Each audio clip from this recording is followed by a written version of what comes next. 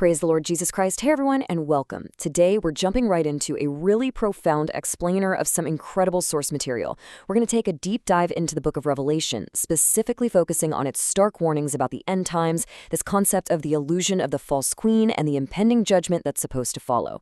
If you've ever wondered exactly how biblical prophecy addresses things like spiritual complacency and false security, well, you're going to find this absolutely fascinating. So let's just get right into it. Listen to this quote from Revelation 18:7, because it perfectly sets up the core conflict here. I sit as queen, I am no widow, and I will never see mourning. Think about the arrogance in that statement. The text uses this to represent the false church of the end times. It's painting a picture of a spiritually compromised group living in this completely luxurious illusion. She's arrogant, right? She's convinced she has it all figured out, totally insulated by her wealth, and genuinely believes she is never going to face any sorrow or judgment. It's this incredibly dangerous state of spiritual blindness that's basically masking itself as divine favor. But here is the real kicker. Despite all that immense wealth, the deep comfort, and that arrogant certainty that she's untouchable, Revelation 18:8 tells us that her punishment is going to arrive incredibly suddenly. We aren't talking about a gradual decades-long decline here. The text says it will happen in just one single day. The source material heavily emphasizes this dramatic, almost whiplash-inducing shift. It's a massive reality check for those who boast about their security, and a huge warning against finding your ultimate safety in worldly luxury instead of genuine truth. So, what does this sudden judgment actually look like? Well, Revelation 6:8 and Ezekiel 14:21 lay out four specific plagues: the sword, famine, wild beasts, and pestilence or plague. The text warns that these four catastrophic events are going to be unleashed simultaneously upon this compromised system. It's essentially a complete dismantling of that false security we were just talking about. But there is a really vital detail here that ties back to Matthew 24. The source notes that these days of intense suffering will actually be cut short. Why? Solely for the sake of the chosen, the true believers. Because literally, if those days weren't shortened, no flesh would survive. And this brings us to a super sobering reality. The righteous cannot save the wicked. Looking at the prophet Ezekiel in chapter 14, the source makes a really powerful point about individual accountability during this time. It basically says that even if historical giants of faith, guys like Noah, Daniel, and Job, were physically present during this judgment, they could only save themselves by their own righteousness. They wouldn't even be able to save their own kids. It completely destroys the idea that you can just ride on someone else's spiritual coattails. When this day arrives, your standing is entirely 100% between you and God. Let's look at some echoes from the past. How exactly has God historically judged falsehood? You see, we aren't just looking at future prophecy today. We actually need to look backwards to understand the pattern. God has historically judged false teachings and rebellion, which proves these end times warnings have undeniable biblical precedence. This has happened before, and the text makes it clear it will happen again. First, think back to the time of the spies in Numbers 14. False, fear-mongering reports led the people astray, and boom, it resulted in a devastating plague. Then you jump to the time of Korah in Numbers 16. Korah leads this arrogant rebellion against Moses, and it brings about sudden, earth-swallowing destruction. Literally. Finally, the time of King David in 1 Chronicles 21. A prideful census resulted in a stark choice of judgments: famine, the sword, or a plague. It's a consistent historical thread. Those who rely on their own arrogant security always face sudden consequences. 14,700. Just let that number sink in for a second.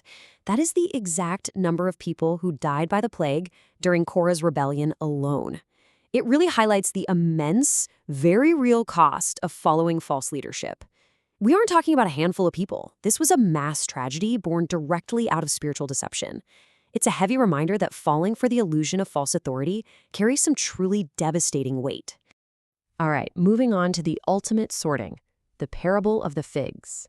To really understand how this sorting works, the source text introduces this incredibly vivid metaphor from Jeremiah 24 about two baskets of figs. It's a direct contrast. On one hand, we have the good figs. These represent true believers who are humble, who actually seek the truth, and who are preserved and protected by God. But on the other hand, you have the bad figs. These are so rotten you can't even eat them.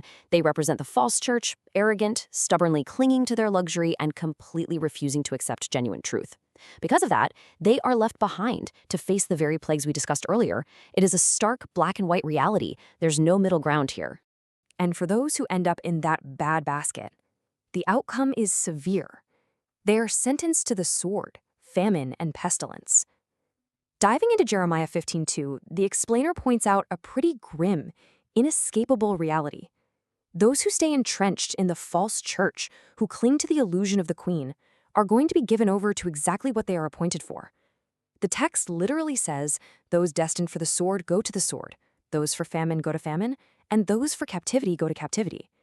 It's the inevitable end result of choosing a comfortable lie over a challenging truth.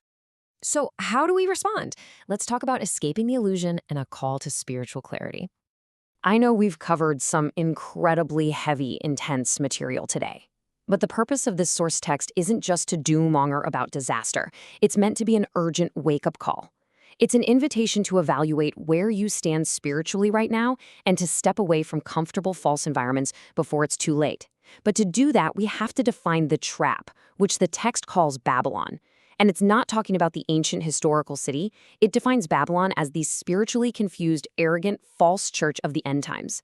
It's a whole system that actively leads people away from biblical truth by using the illusion of comfort and false security.